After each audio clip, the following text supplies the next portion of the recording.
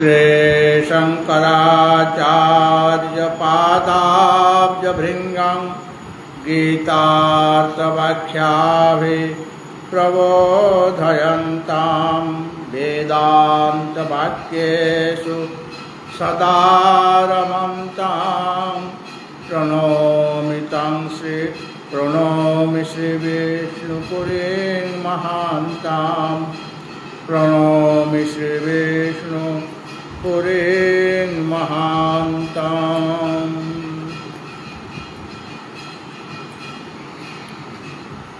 गीता प्रेमी भगवत भक्तजन एवं आमार जननीय भगिनी सायंकालीन सत्रे आमादेर आलोच्य विषय श्रीमद् भगवद गीतार पंचदश अध्याय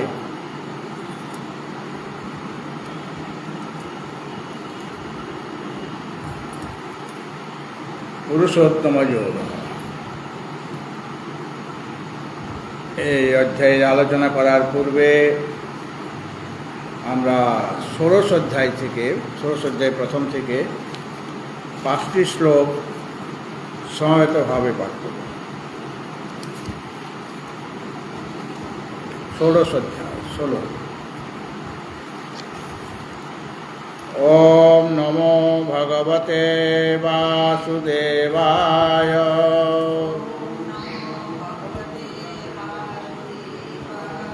अथ श्रीमद्भगवद्गीता प्रारभ्यते।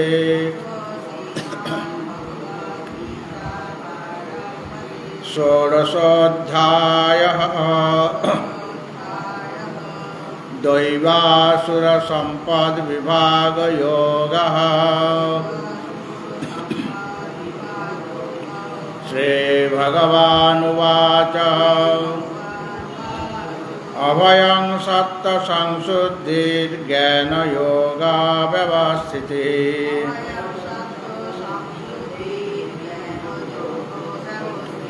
दानं दमश्च जज्ञश्च साध्वायस्तप आर्जवम्।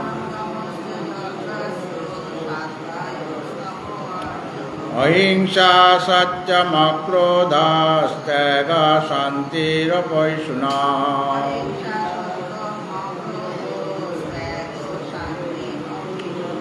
दयाभूतेषु लोलुप्तं मार्दवं म्रीरचापलम्।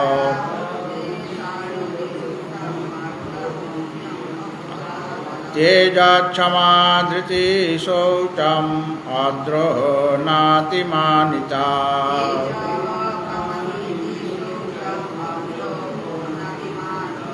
भवन्ति सम्पदां दैवीम् अभिजाताश्च भारत।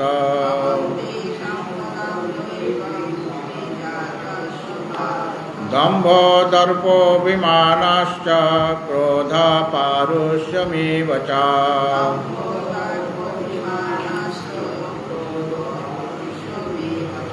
अज्ञानं चाभिजातस्य पार्थ सम्पदमासुरे।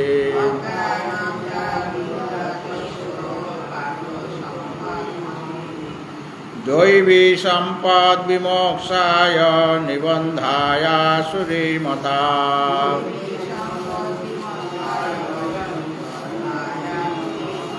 मासु च सम्पदं दैवीम् अभिजातोऽसि पाण्डव।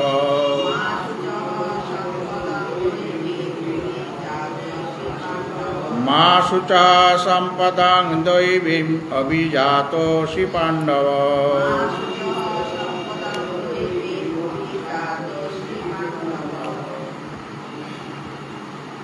আমরা পঞ্চদশ অধ্যায় নিয়ে আলোচনা করছি।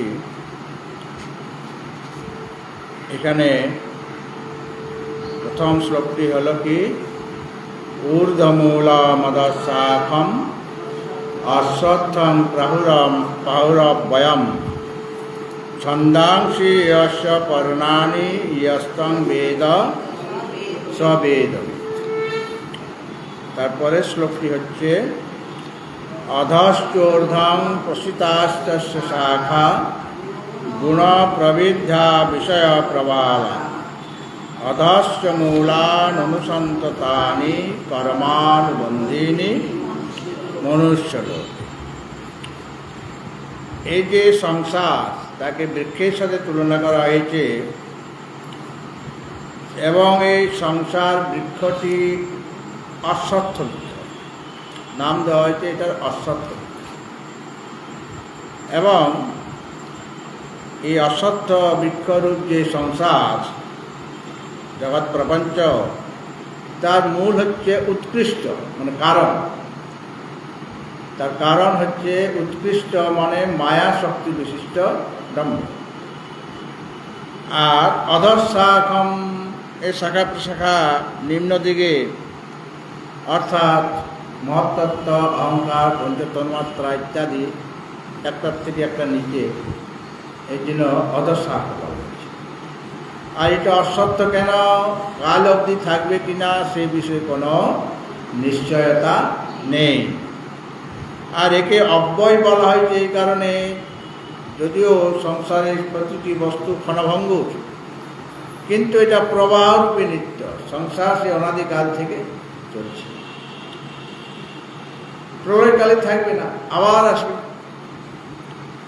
আর বেদের যে কর্মকাণ্ড হচ্ছে এই সংসার বৃক্ষের পাতা। কেননা কর্মকাণ্ডে কোনটা ধর্ম কোনটা অধর্ম এটা বলা আছে, এবং কোন ধর্ম আচরণ করলে কি হবে, কি ফল হবে, আর কোন অধর্ম আচরণ করলে কি ফল হবে সেটাও সেখানে বলা আছে। এবং সেই ধর্ম এবং অধর্ম দুটোই আছে, দুটো কথাই বলা আছে। অধর্মকে ত্যাগ করার জন্য অধর্মের স্বরূপ বলা হয়েছে, আর ধর্মকে গ্রহণ করার জন্য ধর্মের স্বরূপ বলা হয়েছে। এখন যারা সকাম কামনা বাসনা যুক্ত, তারা শুভ ফল লাভ করার জন্য শুভ কর্ম করবে, আর অশুভ কর্মকে তারা ত্যাগ করবে। আর যারা ত্যাগ করতে পারবে না, তারাও সংসারে তাদের অধোগতি হবে। এইভাবে পাতা যেমন বৃক্ষকে রক্ষা করে থাকে, বা তাদের রান্নাবান্নার ব্যাপারটাও ওই পাতাই দেখে, গাছের পাতা। সেইভাবে বেদের কর্মকাণ্ড এই সংসারকে পাতার মতো রক্ষা করছে। সংসার দূর হয়ে যাচ্ছে, যদি জ্ঞান হয়ে যায় কারো, তখন সংসার তার কাছে থাকবে না। সুতরাং কর্মকাণ্ড ভাবছি এই সংসার বৃক্ষের পত্রস্বরূপ। এবং এইরকম সংসারকে যিনি যথাযথরূপে জেনেছেন, তিনিই বেদবিদ। এটা প্রথম শ্লোকে বলা হয়েছে। আর দ্বিতীয় শ্লোকে বলা হচ্ছে এর অবান্তর যে অঙ্গ প্রত্যঙ্গ রয়েছে সেগুলি বলা হচ্ছে, অন্যান্য অঙ্গগুলির কথা বলা হয়েছে। অধশ্চোর্ধ্বং প্রসিতাস্তস্য শাখা গুণ প্রবৃদ্ধা বিষয় প্রবালা অধস্য মূলান্যনুসন্ততানি কর্মানুবন্ধীনি মনুষ্যলোকে। এই যে সংসার বৃক্ষ, এর অন্যান্য অঙ্গগুলি কীরকম না, সকলে সমান স্থিতিতে নেই, কিন্তু কেউ উচ্চ স্তরের মানব, কেউ আবার মধ্যম স্তরের মানব, কেউ অধস্তরের মানব। মানবের মধ্যে ভেদ আছে। আবার মানব থেকেও উপরে আছেন দেবতা আদি, তারাও রয়েছেন, তাদেরও শরীর আছে। আবার মনুষ্য লোকের থেকে নিকৃষ্ট হচ্ছে পশু পক্ষী কীট পতঙ্গ ইত্যাদি, যারা পৃথিবীতে আছে। আর অন্যান্য লোকে অতল বিতল ইত্যাদি লোকেও প্রাণী আছে, তারা এদের থেকে আরও নিকৃষ্ট। কিন্তু এইভাবে যদি বিচার করা যায়, তাহলে দেখা যাচ্ছে কিছু উপরে আছে, উপরের স্তরের, আর কিছু মধ্যম স্তরের, কিছু অধস্তরের, এরকম আছে। কেননা উপনিষদে বলা হয়েছে যে অবিদ্যা উপাধি যুক্ত যে জীব নিজেকে পরমাত্মা থেকে ভিন্ন বলে মনে করছে। কেন? যেহেতু তার অবিদ্যা আছে, অজ্ঞান আছে, অজ্ঞান থেকে এখনো মুক্ত হতে পারে। যতদিন জীবের অজ্ঞান আছে, ততদিন সে নিজের স্বরূপটি ভুলে যায়। জীবের প্রকৃত স্বরূপ কি? তিনি সৎ চিৎ আনন্দ স্বরূপ। তিনি স্থূল শরীর নন, মানে জীব, সূক্ষ্ম শরীরও নন, কারণ শরীরও নন। পরমাত্মার যেটা আসল সেটাই জীবের শরীর। কিন্তু অবিদ্যাবশত, অবিদ্যা উপাধিযুক্ত যে জীব, সেই জীবের মধ্যে ভাগ আছে। কিছু আছে অশুভ কর্ম আচরণ করে, সদাচারী ব্যক্তি, যারা দুষ্কৃতিশালী, অশুভ কর্ম করে, তাদের অধোগতি হয়ে যায়, পশু পক্ষী ইত্যাদি জন্ম তাদের লাভ হয়। আবার যারা রমণীয় চরণ, অর্থাৎ সদাচারী ব্যক্তি, সুকৃতিশালী ব্যক্তি, তাদের ঊর্ধ্বগতি হয়। একজনের অধোগতি হচ্ছে যারা কপীয় চরণ, উপনিষদের ভাষাটা হল কপীয় চরণ, মানে কদাচারী ব্যক্তি, দুষ্কর্মকারী ব্যক্তি, তাদের অধোগতি হয়।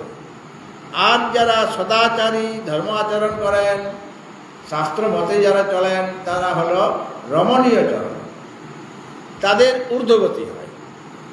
এইভাবে কিছু আছে কপীয় চরণ, তারা অধোদিকে বিস্তৃত, নিচের দিকে।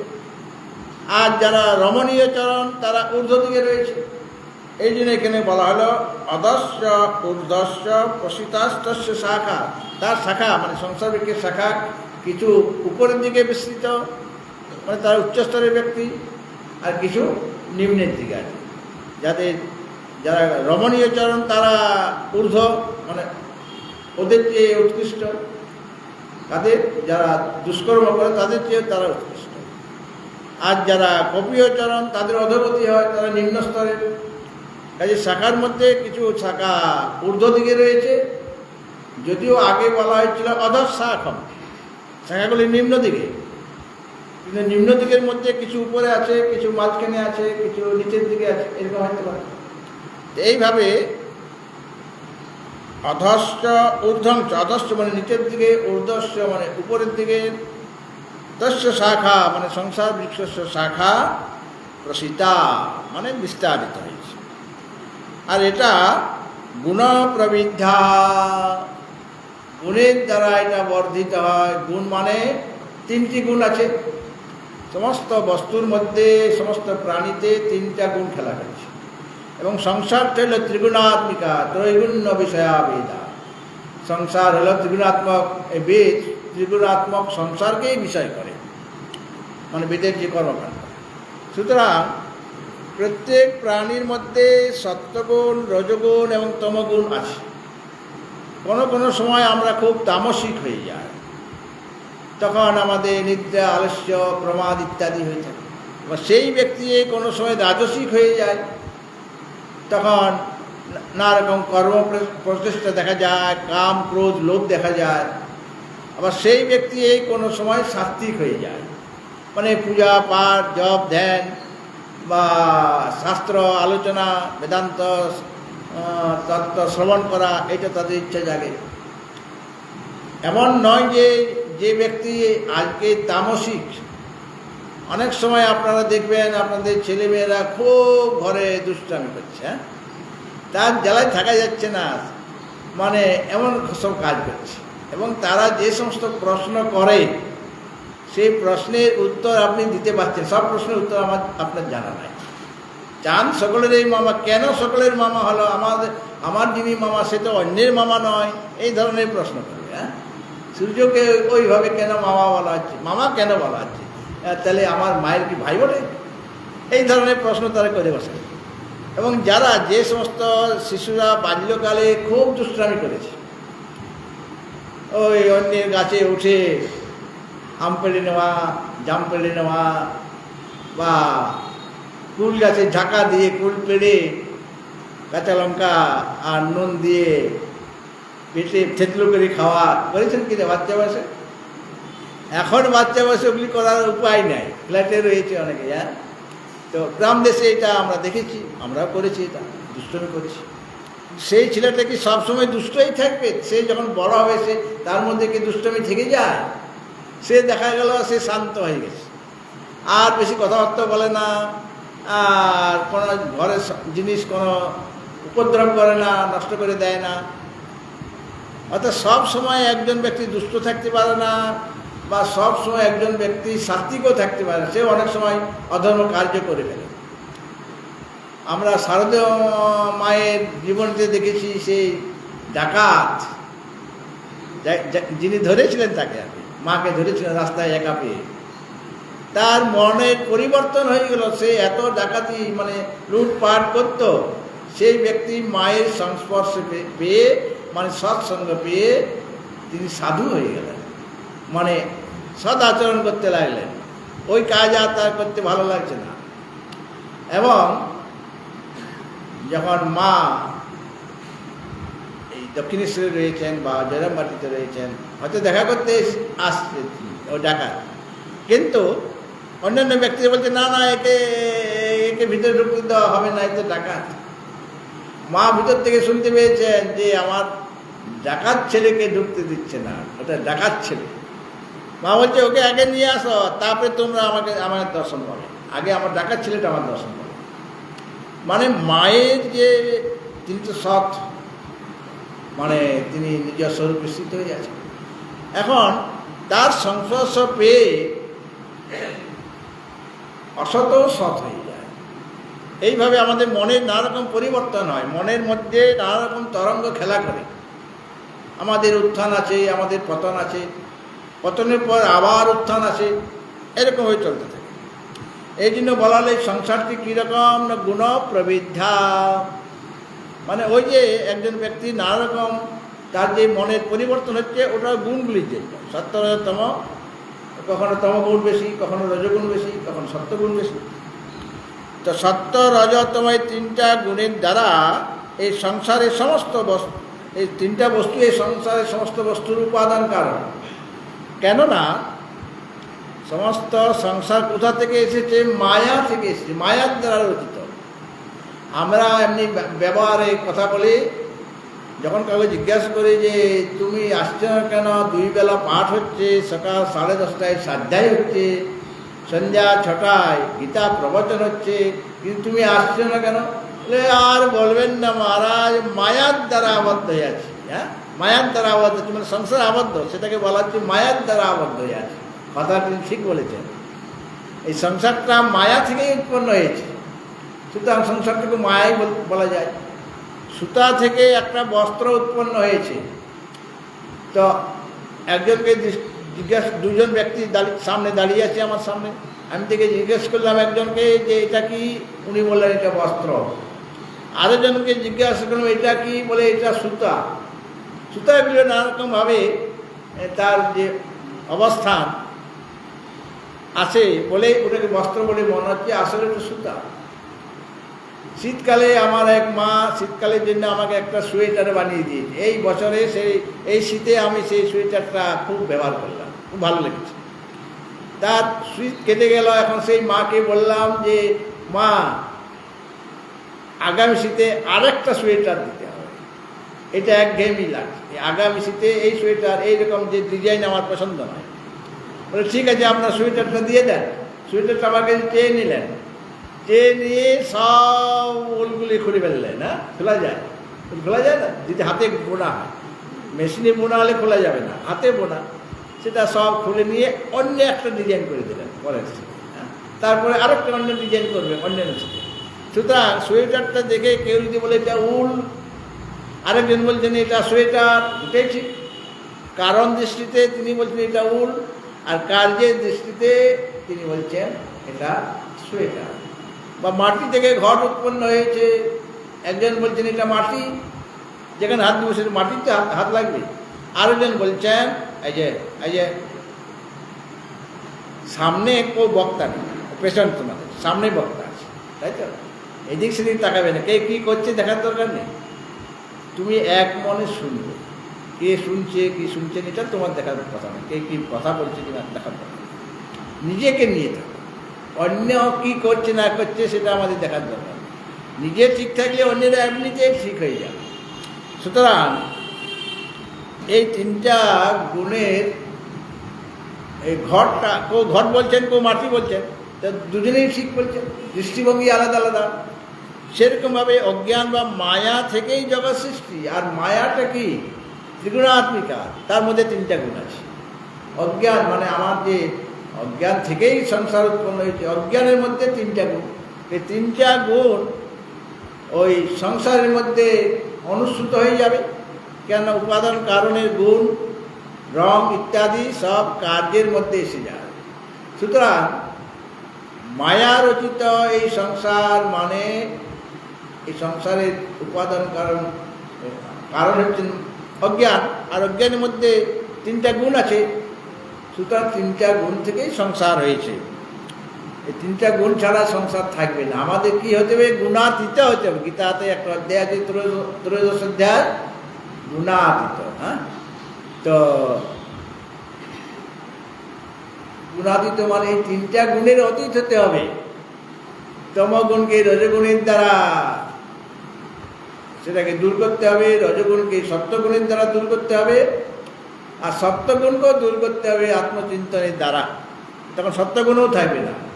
যখনই কোনো গুণ থাকবে বলতে হবে তিনটা গুণে কিছু না কম বেশি বলে আছে, অর্থাৎ তুমি এখনো গুণাতীত হতে পারোনি।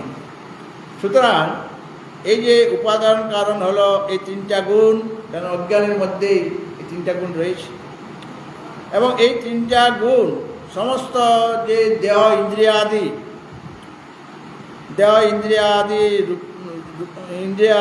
যে কর্ম থেকে কর্মরূপে সেটা পরিণত হয়ে যাচ্ছে। এই তিনটা গুণেই আমাদের পঞ্চ জ্ঞানেন্দ্রিয় আছে, পঞ্চ কর্মেন্দ্রিয় আছে, আর অন্তঃকরণ আছে। মোট কটা ইন্দ্রিয়? 11টা। মানে 10টা বহিরিন্দ্রিয় আর একটা অন্তঃকরণ। সেই অন্তঃকরণে আবার 4টা ভাগ: মন, বুদ্ধি, চিত্ত আর অহংকার। এই যে জ্ঞানেন্দ্রিয়গুলি কোথা থেকে উৎপন্ন হয়েছে? ওই যে পঞ্চ যে সূক্ষ্মভূত, তাদের আলাদা আলাদা সত্য অংশ থেকে পঞ্চ জ্ঞানেন্দ্রিয় উৎপন্ন হয়েছে। যেমন শ্রোত্র মানে কর্ণ ইন্দ্রিয়, সেটা ওই যে প্রথমে আকাশ, বায়ু, অগ্নি, জল আর পৃথিবী, এইভাবে সূক্ষ্মভূতের ক্রম আছে। আকাশ, বায়ু, অগ্নি, জল আর পৃথিবী। তো সূক্ষ্মভূতে আকাশ যে সূক্ষ্মভূত এখনো পঞ্চীকৃত হয়নি। পঞ্চীকৃত হলে ওটা স্থূলভূত হয়ে যাবে। যখন সূক্ষ্মভূত পঞ্চীকৃত মানে একটার সাথে একটা মিলে যায়, তখন সেটা পঞ্চীকৃত হবে। এখন যখন পঞ্চীকৃত হয়নি, অপঞ্চীকৃত যে ভূত মানে আকাশ, বায়ু আলাদা আলাদা। সে আকাশের মধ্যে 3টা গুণ, বায়ুর মধ্যে 3টা গুণ, আকাশ বায়ু অগ্নির মধ্যেও 3টা গুণ, জলের মধ্যেও 3টা গুণ, পৃথিবীর মধ্যেও 3টা গুণ। তা আকাশের সত্য অংশ থেকে শ্রোত্রেন্দ্রিয় মানে কর্ম বটে, আর বায়ুর সত্য অংশ থেকে ত্বগিন্দ্রিয়। এই যে ত্বগিন্দ্রিয় সারা শরীর ব্যাপে রয়েছে। হ্যাঁ, আবার যদি মনে করুন ত্বক মানে চামড়া বললাম ঠিক হবে না, কেন কোনো কারণে আমার হাতের চামড়াটা পুড়ে গেছে মনে করো, কিন্তু সেখানে কি আমার স্পর্শ অনুভব হবে না, বরং বেশি করে অনুভব হবে, জ্বালা করবে। হ্যাঁ, কাজেই ত্বগিন্দ্রিয়টা ভিতরেও আছে। আবার যেমন ভিতরে আমার জিভ আছে বা চোয়াল আছে, এর দ্বারা স্পর্শ হয় কি না? আপনারা এখন চামচে করে খান অনেক সময়। হ্যাঁ, মানে চামচ করে না খেলে না তুমি আধুনিক হতে পারবে। তুমি যদি হাত দিয়ে মেখে মেখে খাও না, আবার কেউ ভাতটা এমনভাবে চটকাচ্ছে, সে চটকানো দেখলেই তোমার অন্য একজন তোমার পাশে বসে আসছে, সে বলছে আমি খাবো না এর পাশে বসে। হ্যাঁ, এমনভাবে চটকাচ্ছে। মানে বাঙালিদের স্বভাব, ভাতের সাথে তরকারি মেখে এমন চটকে দিল যে তার মানে খিচুড়ির চেয়েও 12টা বেজে গেল। তাহলে আগেকার দিনে সব হাতেই খেত। তো মনে করুন ডালটা খুব গরম বা তরকারিটা খুব গরম, সেইটা যদি সে হাতে নিয়ে মুখে দেয় বা হাতে নিলেই বুঝতে পারে যেটা গরম, এটা এখন মুখে দেওয়া যাবে না। মুখে দিলে এখন জিভ পুড়ে যাবে, গাল পুড়ে যাবে। হ্যাঁ, আর যদি চামচ করে নাও তাহলে কী হবে? তুমি বুঝতেই পারলে না চামচ হয়ে আছে, গরম না ঠান্ডা তুমি বুঝতেই পারলে না। দিলে মুখে ঢুকিয়ে কী হবে অবস্থা? হ্যাঁ, জিভ পুড়ে যাবে। হ্যাঁ, চাটা গরম চা খেয়ে নিলে, চা যদিও চামচ করে খাওয়া যায় না, কিন্তু কাপড় করে খাচ্ছ পুড়ে যাবে। তো ভিতরে ত্বগিন্দ্রিয় আছে, ত্বগিন্দ্রিয় সর্বশরীর ব্যাপী, সমস্ত শরীর ব্যাপী রয়েছে, আর ভিতরেও রয়েছে। তো এই ত্বগিন্দ্রিয় কোথা থেকে এসেছে? বায়ু সত্য অংশ থেকে। আর চক্ষু অগ্নির বা তেজ তত্ত্ব বা অগ্নিতত্ত্বের সত্য অংশ থেকে চক্ষু, এই জন্য চক্ষু সব প্রকাশ করে, সব দেখতে পায়। আর চক্ষুর পর আছে শ্রোত্র ত্বক চক্ষু জিহ্বা, ওদিকে আছে আকাশ বায়ু অগ্নি জল, জলের সত্য অংশ থেকে জিহ্বা। আর নাসিকা গন্ধ গ্রহণ করে ওই পৃথিবীর সত্য অংশ থেকে নাসিকা। তাহলে এই যে জ্ঞানেন্দ্রিয়গুলি কোথা থেকে উৎপন্ন হলো? ওই সূক্ষ্ম পঞ্চভূতের পৃথক পৃথক সত্য অংশ থেকে শ্রোত্র ত্বক চক্ষু জিহ্বা নাসিকা, এই পঞ্চ জ্ঞানেন্দ্রিয় উৎপন্ন হয়েছে। আবার সেরকম কর্মেন্দ্রিয়গুলি, সেগুলি সূক্ষ্ম ভূতের আলাদা আলাদা। কর্মেন্দ্রিয় হচ্ছে বাক, পানি, পাদ, বায়ু, উপস্থ। আর ওদিকে আছে আকাশ বায়ু অগ্নি জল পৃথিবী। এখন আকাশের রজ অংশ থেকে বাগিন্দ্রিয়, কারণ আকাশ না থাকলে জলের ভিতরে ডুব দিয়ে আপনি কথা বলতে পারবেন? বলা যাবে। বাগিন্দ্রিয় তখন কাজ করবে না। আপনি আগে যারা গ্রাম দেশের লোক পুকুরে ডুব দিতেন, হ্যাঁ, ডুব দিয়ে স্নান টান করতেন, সেই সময় আমরা কথা বলার চেষ্টা করতাম, মানে কি কথা বলতে পারি কিনা, বাচ্চা বাচ্চা এই কথাই বলতে পারছি না, শব্দই হচ্ছে না, কারণ আকাশ নেই সেখানে। তো আকাশের রজ অংশ থেকে বাগেন্দ্রিয়, বাক পানি মানে হাত, হাতটা হচ্ছে বায়ু, বায়ুর রজ অংশ থেকে পানি মানে হস্ত ইন্দ্রিয়, বাক পানি, পাদ, পাদ হচ্ছে ওদিকে আকাশ বা অগ্নি, অগ্নির রজ অংশ থেকে পাদ, বায়ু, বায়ুটা হলো ওই পৃথিবীর রজ অংশ থেকে বায়ু, আর উপস্থটা হলো জলের রজ অংশ থেকে উপস্থ। এইভাবে জ্ঞানেন্দ্রিয় আর কর্মেন্দ্রিয় সৃষ্টি হয়েছে। আর অন্তঃকরণটা কীভাবে সৃষ্টি হলো? ওই যে সূক্ষ্ম পঞ্চভূত তাদের মিলিত সত্য অংশ থেকে অন্তঃকরণ মানে মন। কাজেই ভগবান যখন আমাদের মন দিয়েছেন তখন কিন্তু সাত্বিক মন দিয়েছেন, একদম শুদ্ধ মন, সেখানে কোনো ভেজাল নেই, একদম শুদ্ধ মন, সাত্বিক মন। কেননা মনটা তৈরি হয়েছে সূক্ষ্ম পঞ্চভূতের মিলিত সত্য অংশ থেকে, কাজে মনটা সাত্বিক হবে। আপনি যখন বাজার থেকে একটা আয়না কিনলেন, দর্পণ কিনেছেন, কিসের জন্য? মুখ দেখবার জন্য, চুল আঁচড়াবার জন্যও লাগে, এই টিপ দেওয়ার জন্যও লাগে, আমাদের ত্রিপুণ্ড দেওয়ার জন্যও লাগে, আয়নার অনেক কাজ। সুতরাং তখন তো একদম ঝকঝক করছিল কি না, নতুন বাজার থেকে এনেছেন, তাদের সেই খাপের মধ্যে ছিল, ধুলাবালি পড়েনি।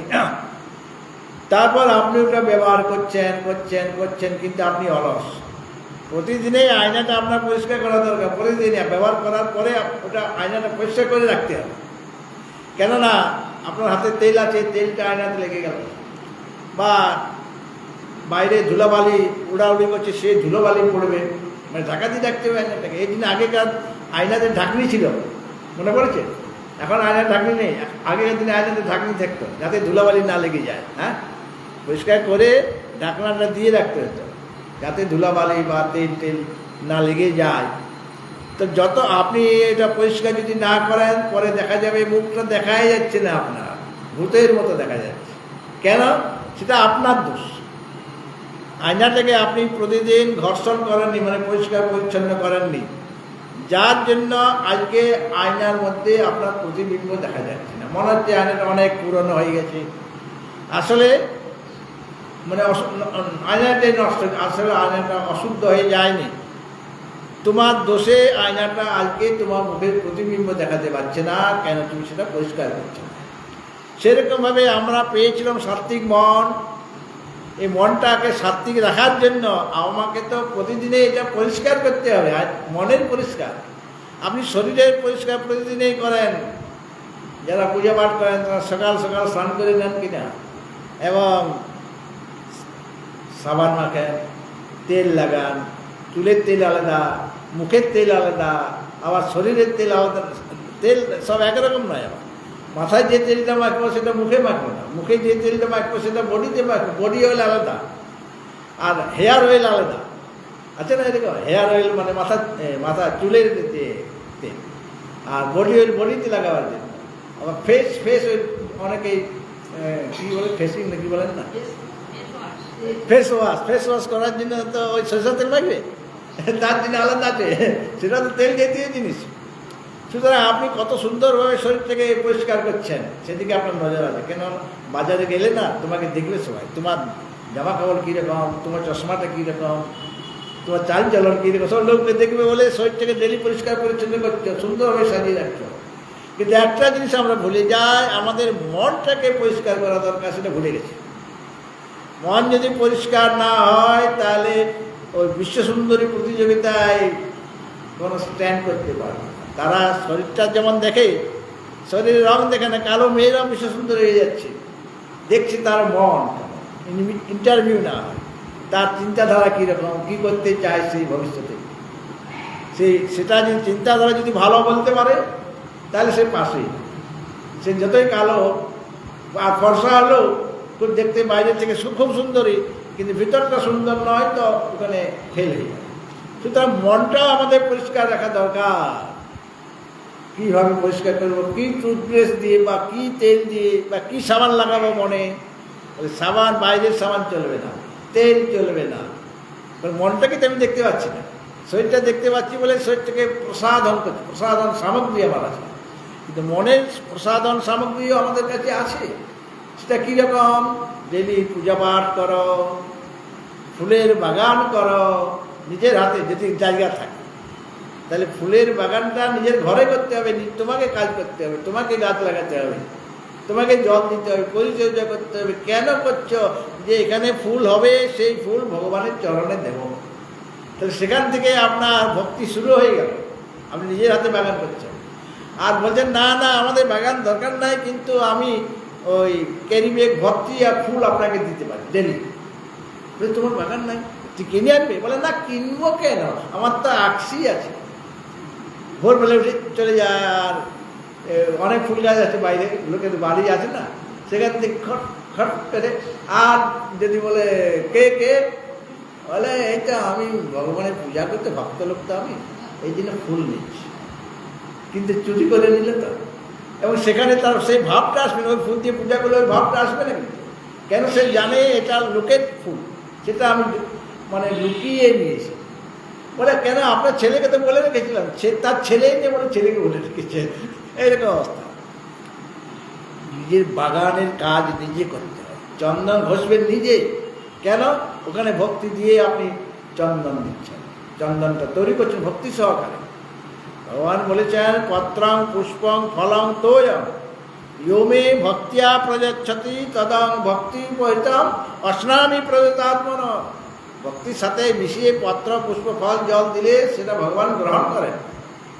তাহলে আপনি যে চন্দন, এখন তো কেউ ঘষে না, চন্দনের প্রিয় নাই লোকের ঘরে, অথচ চন্দনের ছড়াছড়ি বাজার থেকে কেনা, কোনোটা সাদা, কোনোটা হলুদ, কোনোটা লাল চন্দনের গুঁড়ো, কোনোটা সাদা চন্দনের গুঁড়ো, সব গুঁড়ো করে রাখা আছে। হ্যাঁ, আর বাজারে চন্দন দিয়ে ওই ভাবটা আসবে না পূজা করার সময়। যদি আপনি চন্দনগুলিতে ঘষায় না এইরকমভাবে ক্লক ওয়াইজ, এরকম ক্লক ওয়াইজে করতে হবে। একটা তুলসী পাতা দিয়ে দেন, আবার কেউ কেউ ওই যে শিউলি পাতার যে বোটাটা আছে না, সেটা একটু লালচে বা হলদে আছে না, সেটা অনেকে শুকিয়ে রাখে, শুকিয়ে রাখলে ওটা অনেকদিন থাকবে, এবং সেইটা একটু একটু করে সেটা মিশিয়ে দেয়, তাহলে চন্দনটা আপনার হলুদ হয়ে গেল, অষ্টগন্ধা হয়ে যাবে। হ্যাঁ, নিজেই আপনি ওটা অষ্টগন্ধা করতে পারছেন, ওই ওই ওই বোটাটা আপনি মিশিয়ে দেন।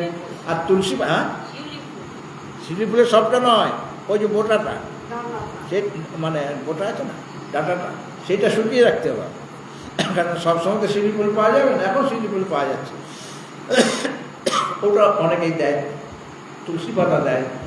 এইভাবে সেটাকে ঘষতে হবে। আর ঘষার সময় আপনি আপনার ইষ্টমন্ত্র জপ করছেন, ওম নমঃ শিবায়, ওম নমঃ শিবায়, ঘষে দিন। তাহলে ওইখানে আপনি ভক্তি আপনার শুরু হয়ে গেল। বাগানে আপনার ফুল, বাগান থেকে ফুল তুলছেন, শুরু হয়ে গেল। এমনকি যখন আপনি স্নান করছেন, তখন আপনি অনেক গান আছে, একটা বাথরুমের গান, সেখানে এক একজন মানে গলা ছেড়ে, সেখান থেকে তার গলা তো শুনতে পাচ্ছে না, গলা ছেড়ে সেখানে সে নানা রকম গান, যে যেরকম লোক, কেউ আধুনিক গান, কেউ লেলের রপ্পার গান, নানা রকম গান করছে। কিন্তু ভক্ত কী করবে? তারা স্তবস্তুতি পাঠ করতেন, ওখানে বসে স্নান করছেন, গায়ে মারছেন, সাবান মারছেন ইত্যাদি, কিন্তু স্তবস্তুতি তার মনে মনে বা খুব জোরও বলছেন, ওটা বলার নিয়ম আছে। আপনি বসে যদি তথ্য পাঠ মনে মনে বলেন বা জোরেও বলেন, তাতে তাতে আপনার ভক্তিভাবটা এসে যাবে। আর তারপরে আপনি নিজেকে সাজাচ্ছেন, আমি কাজ যেন সাজছি, আমার গোপালের কাছে যাচ্ছি, তো গোপাল আমাকে দেখবে যে আমি ভালো আছি কিনা। আমরা যেমন গোপালের সেবা করতে যাচ্ছি, তো গোপালের সেবা যিনি করছেন, যে সেবক বা সেবিকা, সে ভালো আছে কিনা দেখতে হবে না, গোপাল তো দেখবে তোমার। অর্থাৎ সে স্নান টান করেছে কিনা, ভালো কাপড় পরেছে কিনা, আমাকে পূজা করার মতো যোগ্য বস্ত্র পরেছে কিনা। হ্যাঁ, তো পেঞ্জামা পরে বসে গেল, সেটা তো অনেক বলে আমি ধুতি পরতেই পারি না। আরে বাঙালি যে ধুতি পরতে পারো না, ওটা তো বিদেশিদের ধুতি পরতে। আবার অনেকে মায়েরা দেখবেন তসরের, ঠাকুর ঘরে গেলে তসরের শাড়ি তার কাছে আছে। হ্যাঁ, কি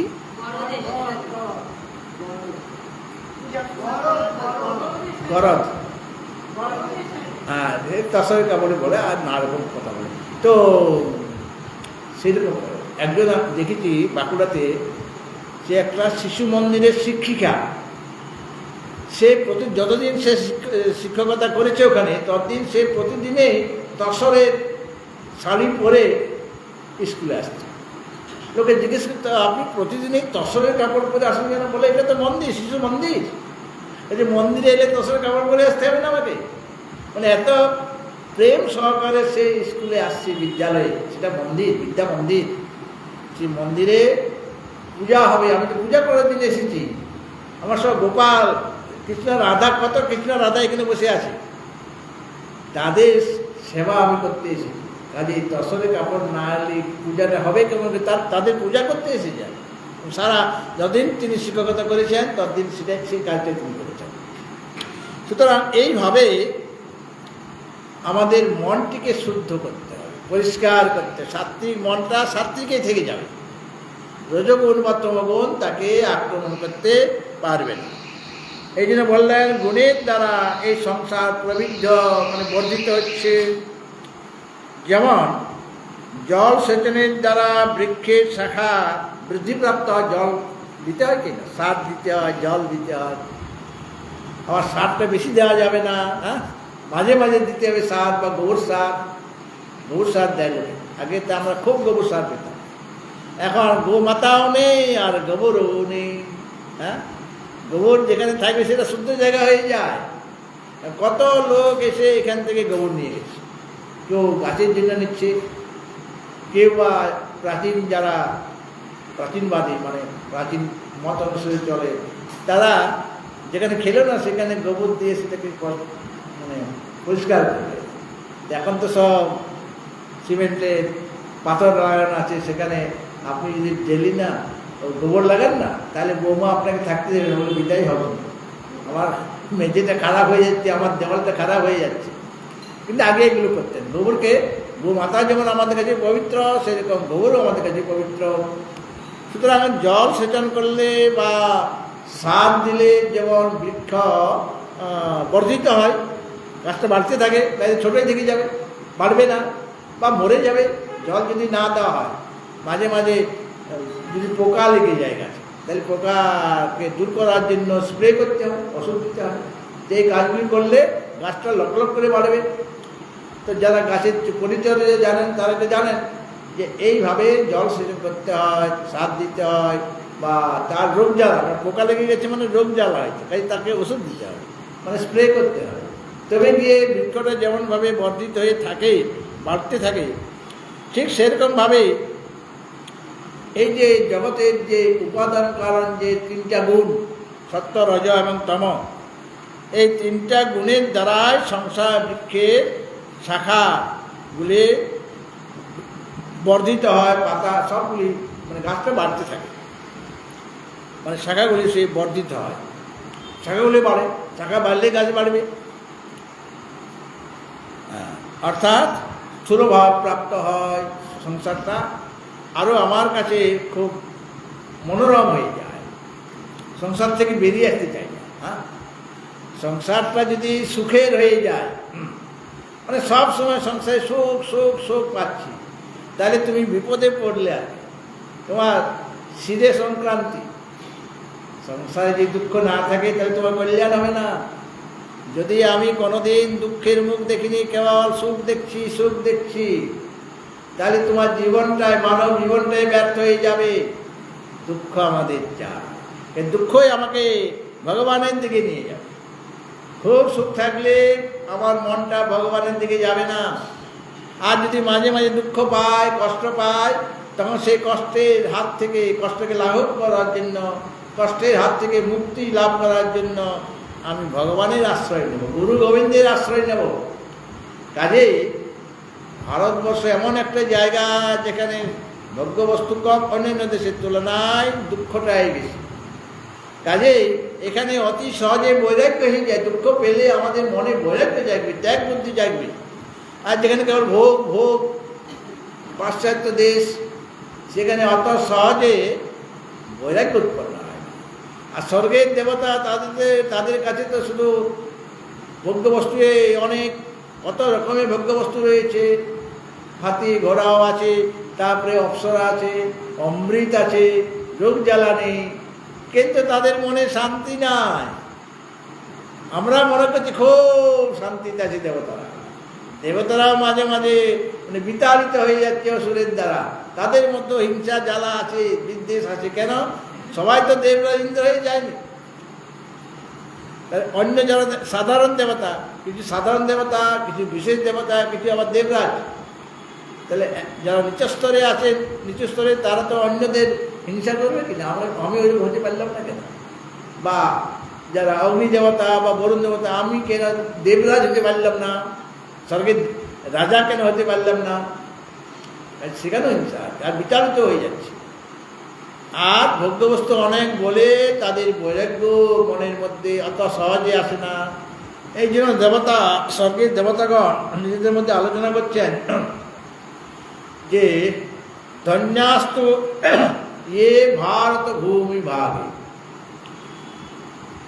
ওই তারা নিজেদের মধ্যে আলোচনা করছেন যে যাদের জন্ম ভারতবর্ষে হয়েছে তারা খুব ধন্য। আমরাও ভারতবর্ষে জন্মগ্রহণ করতে চাই। ওরা লালায়িত যে ভারতবর্ষে কবে আমার জন্ম হবে। কেন? ভারতবর্ষে এমন একটা দেশ যেখানে প্রত্যেকেই মানে জ্ঞানের রত থাকেন, ভগবত জ্ঞান লাভ করার জন্য রত। নিজের ক্ষুধা অনেক আছে, কিন্তু বাজারে গিয়ে মিষ্টির দোকান লুট করে খাবে না, কারণ জানে ওটা অপরাধ। আমার কোনো অপরাধের জন্য আজকে আমি গরিব হয়ে গেছি, দুঃখী হয়ে গেছি। আবার যদি মানে অশুভ কর্ম করি, তাহলে আমাকে আবার দুঃখ ভোগ করতে হবে। আর তারা জানেন তাদের সকলের রক্তের মধ্যে মানে ভগবত ভাবটা মিশিয়ে আছে, অনুসূত হয়ে আছে। সুতরাং দুঃখ অনেক বেশি বলে তারা অতি সহজে তাদের মনে ত্যাগ বুদ্ধি এসে যায়, ভক্তি এসে যায়। আর এখানে মহাপুরুষের কোনো অভাব নেই, মন্দিরের কোনো অভাব নেই। এই পাড়াতে কত মন্দির রয়েছে, আর ভগবানের সৃষ্ট মন্দির তো অনেক। যত মানুষ আছে, যত অন্যান্য প্রাণী আছে, সব এক একটা ভগবানের মন্দির। ঈশ্বর সর্বভূতানাং হৃদেশের জুনতিষ্ঠতি ভ্রাময়ন সর্বভূতানি যন্ত্রারূঢ়ানি মায়া। সকল প্রাণী হচ্ছে ভগবানের এক একটা মন্দির। সেই মন্দিরে তিনি নিবাস করছেন। ভগবান আমাদের সকলের মধ্যে রয়েছেন, হৃদয় দেশে সারা শরীর ব্যাপে তিনি রয়েছেন।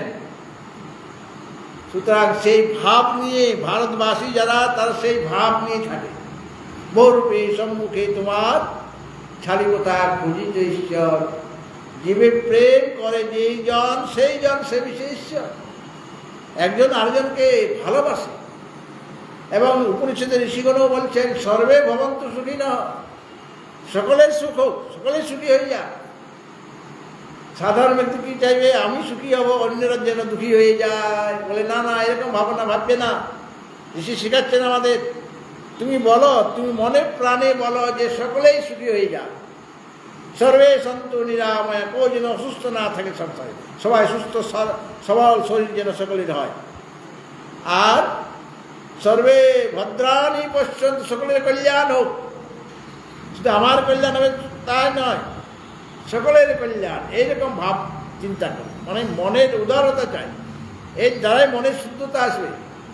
মা কষ্টি দুঃখ ভাগ হবে, কেউ যেন দুঃখের ভাগী না হয়, অর্থাৎ দুঃখী যেরকম না হয়ে যায়। বিরাট একটা উদার ভাব ভারতবাসীর মধ্যে, যেটা অন্যদের মধ্যে নাই। আপনি আমার একটা কাজ করে দিলেন, তা আপনাকে বাইরে গেলে বলতে হবে থ্যাংক ইউ, বা আপনি আমার পায়ে মারি দিয়েছেন, তখন আপনাকে বলতে হবে সরি। সরি না বললে সেটা আপনার অভদ্রতা। হ্যাঁ, কিন্তু আপনি আমার একটা কাজ করে দিয়েছেন, ভারতবাসী কী করবে? একটু হাসবে। থ্যাংক ইউ বললেন না আপনাকে, একটু হাসবে। এই যে হাসিটা দিল, সেই যে আপনার ওই কাজের মূল্য আপনি পেয়ে গেলেন। এই যে তার মনটা প্রসন্ন হয়ে গেছে এবং সেই ভাবটা সে প্রকাশ করলে আপনার কাছে, শুধু মুখটা একটু হো করে হেসে দিল বা মুচকি হাসলো, এর দ্বারাই ধন্যবাদের উপরে চলে গেল। হ্যাঁ, হচ্ছে অনেক মূল্যবান আপনার এই হাসিটা। সেরকমভাবে আপনাকে সরি বলতে হবে না, অন্য জায়গায় সরি না বললে সেটা অভদ্রতা। আর আমাদের হাত জোড় করে দিলাম, তাহলে সরি বলা হয়, সরি বাবা হয়ে গেল। কেননা আমি আপনাকে নমস্কার করে দিলাম, আমার অহংকার আপনার কাছে আমি দিয়ে দিলাম। সুতরাং হাত জোড় করলে সরি বলতে আর হবে না, কিন্তু ওখানে সরি না বললে লোকে খুব খারাপ বলে মনে করে। হ্যাঁ, সুতরাং এই যে এমন ভারতবর্ষ, যে দেশে আমরা জন্মগ্রহণ করে আবার পালাচ্ছি বিদেশে, হ্যাঁ, কেউ ইংল্যান্ডে যাচ্ছে, কেউ আমেরিকা যাচ্ছে, কেউ জাপানে জার্মানে চলে যাচ্ছে। কিসের জন্য যাচ্ছে? টাকা, অর্থ সম্পদের জন্য যাচ্ছে। এখানে অত অর্থ সম্পদ নেই, তোমার অর্থ সম্পদ কম বলেই তুমি ভাগ্যবান। বেশি টাকা পয়সা থাকলে তোমার দুঃখ বেড়ে যাবে, কষ্ট বেড়ে যাবে, সেই কষ্টকে লাঘব তুমি করতে পারবে না। যত তোমার কম হবে, যত প্রিয় ব্যক্তি কম হবে, যত প্রিয় বস্তু কম হবে, তত বুঝতে হবে তোমার মনটা অন্তর্মুখী হচ্ছে, এবং ধীরে ধীরে তুমি সেই অন্তর আত্মার দিকে, যেটা তোমার নিজের, সেই দিকে তুমি ধাবিত হচ্ছ। প্রণব ধনু সরো হি আত্মা ব্রহ্মতার লক্ষ্য মুচ্যতে অপ্রমত্তে নৈদ্যব্য সর্বাত্মান্ময় ভবিত। আমাদের লক্ষ্য বলে দিয়েছেন ভগবান উপনিষদে। পরমাত্মা ব্রহ্মই হচ্ছে আমাদের লক্ষ্য। সেই লক্ষ্যের দিকে তোমাকে এগিয়ে যেতে হবে, তোমাকে সাধন করতে হবে। শ্রবণ মনন নিধিধ্যাসন বা ভক্তি, যদি ভক্ত হও তাহলে পর সেখানে বলা হয়েছে যে শ্রবণম কীর্তনং বিষ্ণু স্মরণং পাদ সেবনম অর্চনং বন্দনং দাস্যং সখ্যম আত্মনিবেদনং নবদা ভক্তি করা হয়। 9 প্রকারে ভগবানের ভজনা করো। আর যদি তুমি বেদান্তি হও, এই ভাবটাকে প্রথমে সকলের মধ্যে আনতে হবে। তারপরে আরো উচ্চস্তরে ভক্তি তুমি করছো, সেখানে তুমি পরমাত্মা শ্রবণ মনন নিধিধ্যাসন করছো। এইভাবে সাধনা করতে করতে আমরা একদিন সেই লক্ষ্য, যে পুরুষোত্তম, এখানে ব্রহ্মকে বলা হয় যে পুরুষোত্তম, সেই পুরুষোত্তমকে লাভ করতে তুমি সমর্থ হবে। ভগবান শ্রীকৃষ্ণ এই 15 অধ্যায়ে তিনিই পুরুষোত্তম, অর্থাৎ তিনি পরমাত্মা। তাকে লাভ কিভাবে করা যাবে, এই জীবনে, এই জন্মে তাকে কিভাবে পেতে পারবো, তার মানে স্বরূপটি বলে দিচ্ছেন, সাধনা বলে দিচ্ছেন, এবং সেইভাবে সেই পথে তোমাকে অগ্রসর হতে হবে। শ্রী ভগবান হচ্ছেন, তিনি গুরুরূপে আমাদের কাছে আসেন, তিনি পথ প্রদর্শক। উত্তিষ্ঠত জাগ্রত প্রাপ্য বরান নিবোধত। আচার্যকে বরণ করতে হবে, গুরু বরণ করা যায়, তিনি তোমাকে নিয়ে যাবেন। সুরক্ষ ধারা নিশিতা দূরত্বয়া দুর্গম পথস্তৎ কবয় বদন্তি। পথ খুব মানে কঠিন পথ, প্রধার পথ, কাজেই একজন পথ প্রদর্শক না পেলে তুমি এই পথে অগ্রসর হতে পারবে না। সুতরাং ভগবানও বলবেন যে তুমি একটি আশ্রয় গ্রহণ করো, আচার্য গ্রহণ করো। প্রথমে গুরুর আশ্রয় গ্রহণ, গুরুই নিয়ে যাবে আমাদের গোবিন্দের কাছে। এইভাবে গোবিন্দকে জানতে পারলে, মানে পরমাত্মাকে জানতে পারলে, তবে গিয়ে আমাদের জীবন তৃপ্ত হয়ে যাবে। ভগবত ভক্তজন, এই দ্বিতীয় শ্লোকটি পুরো আজকে হয়নি, আগামীকাল করব। এখন একটি ভজন পরিবেশিত হচ্ছে।